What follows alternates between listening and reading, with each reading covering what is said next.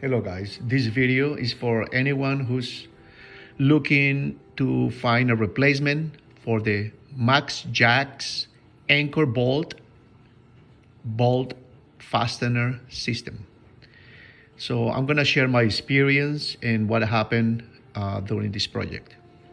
Basically, once I finished the installation of the lift post, I realized that some of the areas where the bolts were going into the concrete, because I used some shims to level the post and the anchors were a little bit below the concrete, I was losing thread into the anchor on the concrete.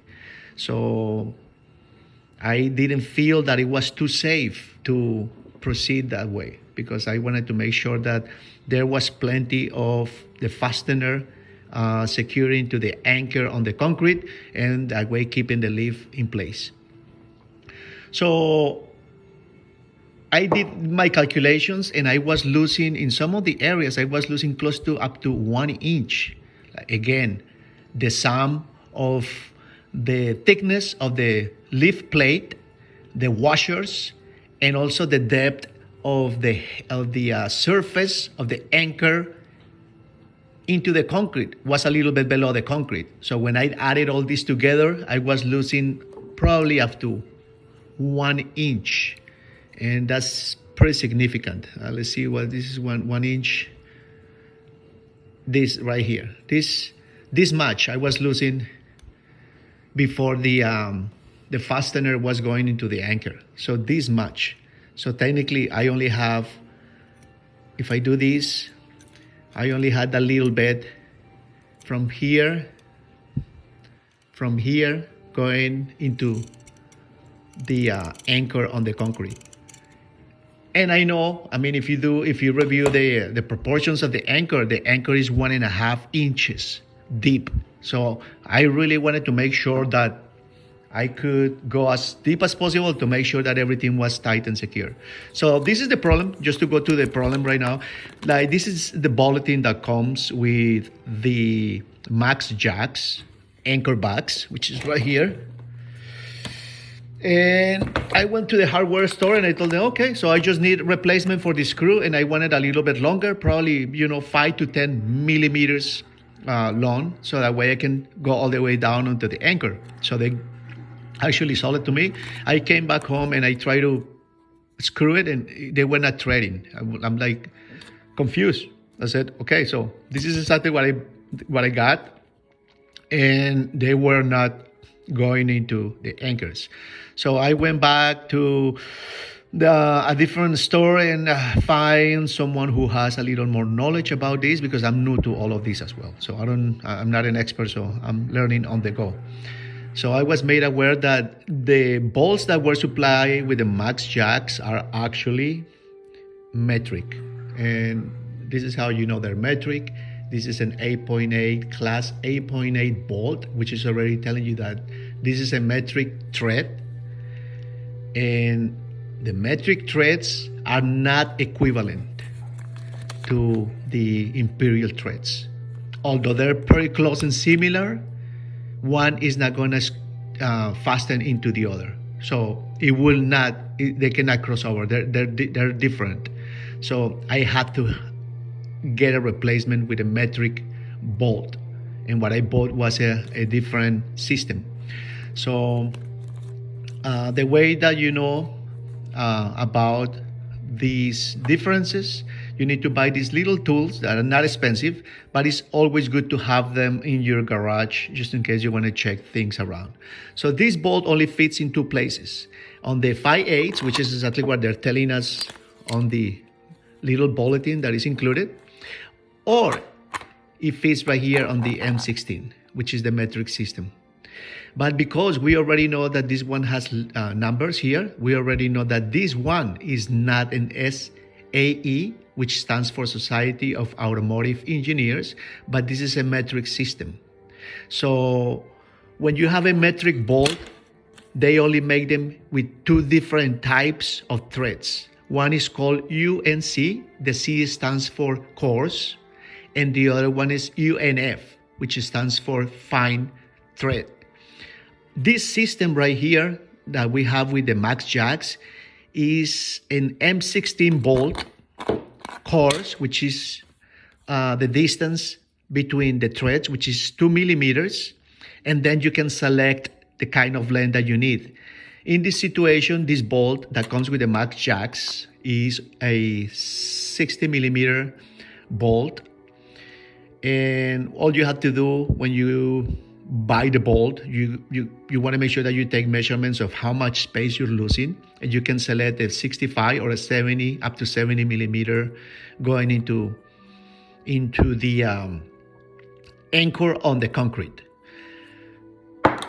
The sham of this one that I bought right here, as you can see, there is no thread here, but that's irrelevant to me because that's actually that almost as much of the space that I'm losing between the lift plate, the washers, and because the anchor is a little bit below the concrete. So all this area is not fastening to anything. So actually all of this is really going to be fastening or screwing into the anchor of the concrete.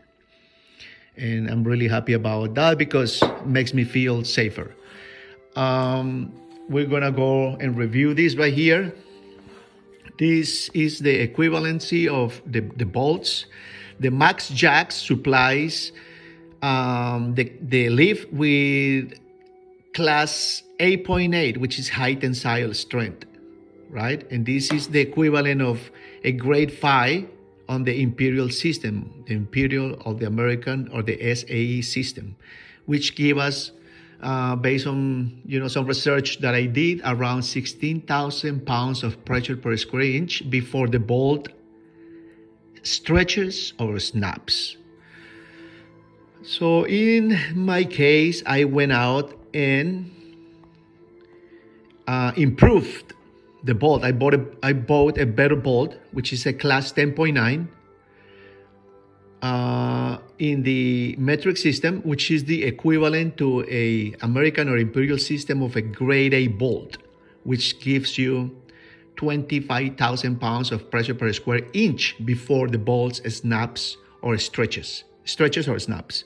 So this bolt is a little bit better than the other one. Again, I did not replace the bolts in all locations, only on critical locations where I did use some shims, because now that I already told you that I lost some thread because the plate of the lift, the washers, the anchor was a little bit below the concrete. On top of that, I was having some shims that I needed to account for. So I needed a little bit of a longer bolt.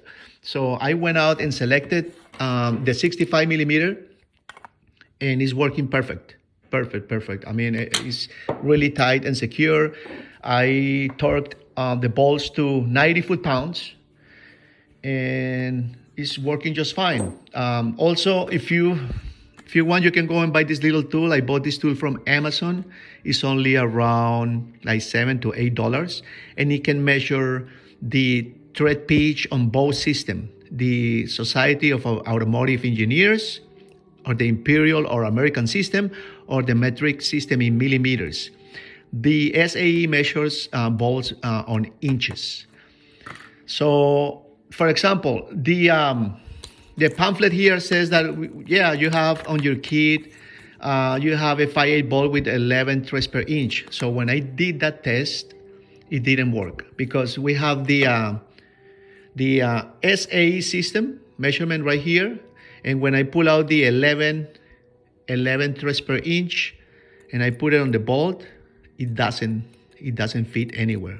So we already know that this bolt is not, it doesn't have 11 inches per thread, or at least it's not an SAE bolt. But when I do use the metric system, and I use a 2.0, which is 2 inches between threads, it fits perfectly. There you go. It fits perfectly. So this is actually the bolt that you need for your anchor bolt. This one right here. Disregard that, and you save yourself a couple of 3 trips to the hardware store. Buy yourself this little fastener measurement kit because it's only like $4 and it's really helpful. You know, you can measure your bolts. You already know that anything that is a metric system, and the SAE system, American or Imperial system, has lines. You know, for a greater bolt, it has 6 lines. For a 10.9 bolt, it will give you the numbers. So the 10.9 is the one that I actually decided to buy because it has more, more tensile and strength than the 8.8. The 8.8 is equivalent to a grade 5, and the class 10.9 is equivalent to a grade 8 bolt in the American system. What else can I share with you? That's pretty much it. Let me share a couple of the pictures that I took on the bolts that I did order from the company. So this one right here is the one that I ordered from Amazon. It's a class 10.9 zinc steel hex bolt, M16, 2 millimeters between threads, 65 millimeters long. But if you want to buy the one that comes with the stack, you will need an M16, 2 millimeters between threads. Do choose the 60 millimeter, not the 65 millimeter. 60 millimeter is the stock. But if you want a little bit of additional, if you want a little bit of additional depth into the anchor on the concrete, yeah, buy a 65 to 70 millimeters. But again, you have to take measurements because you want to make sure that the bolt is not going to be reaching the bottom, and then you have nothing to fasten because the bottom is gonna prevent you from fastening the bolt. So right here, a little picture you can compare. This is the M16. This is what we need. The M16, 60 millimeters, 2 millimeters per between threads, and this is a coarse thread. The other one is the M16, which is the fine thread. That will not fit because this is only, the distance between the threads is only 1.5 millimeters. So do not get that. That's not what you need for this application. And there is one that I wanted to show you here as well. Let me see if I can find that.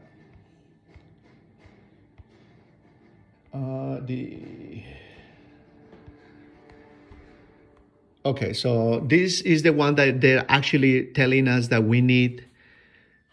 And that's a 5/8, which is not what we need. So stay away from anything that is 5/8 and all of that because that's not metric. That is Imperial system. But anyways, the 5/8 come also on coarse, which is 11 threads per inch, and also 5/8 fine thread, which is 18 threads per inch. But this is not what we need. I'm just explaining because I just went through all this. I'm learning a little bit about this this subject matter, and everything is working fine. I did put together the bolts into the concrete. I did apply Loctite blue on the critical areas. I'm not planning on moving the lift, so I decided why not. You can always remove blue Loctite with no problem. And I did call the company because I was not clear about how many foot pounds of pressure should I tighten or torque the bolts into the concrete. So they told me between 80 to 90 foot pounds that should be applied when tightening the bolts into the anchors on the concrete. So between 80 to 90 foot pounds. And I decided to break it down, and so I did 85 foot pounds when I tied the bolts. And so that's all I have for now. So I hope that anyone who's looking to replace these bolts find this video useful, and it will save you a couple of trips to the hardware store.